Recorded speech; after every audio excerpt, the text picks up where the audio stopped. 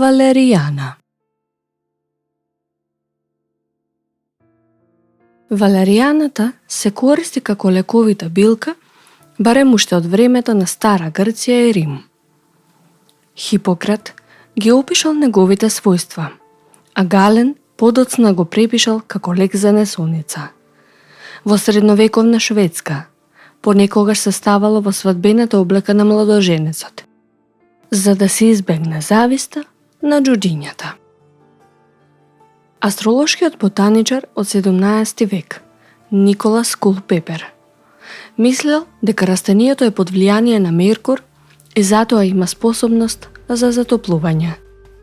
Тој ги препорачал и билката и коренот.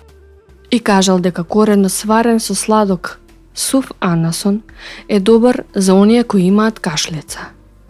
Исто така, тој е од посебна вредност против чумата. Лушпата од неа се пие и коренот мириса.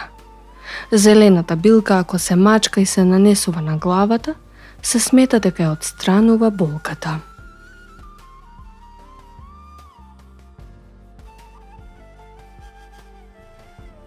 Суровиот екстракт од коренот на валеријана може да има седативни ефекти и најчесто се продава во капсули со додатоци во исхраната за да се поттикне варењето. Чајот од валеријана е најчесто употребуваната форма на овој народен лек. Една кафена лажичка сув иситнат корен од валеријана се прелива со 200 мл зовриена вода. Така се остава да отстои 15 минути. Се процедува и се пие.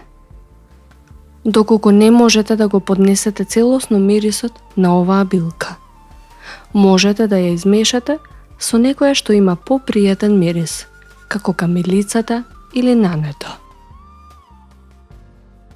Во комбинација со лавандата се добива одличен напиток за природно смирување на нервниот систем, особено пред спиење.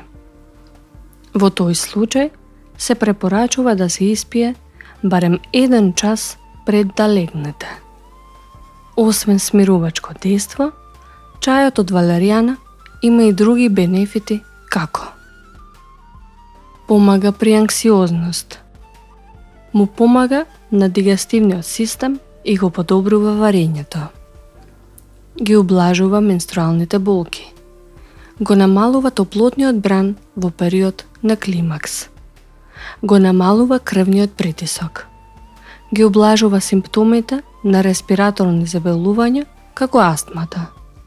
Може да се користи против епилепсија заедно со основниот лек. Советите од народната медицина не се замена за стручен лекарски совет.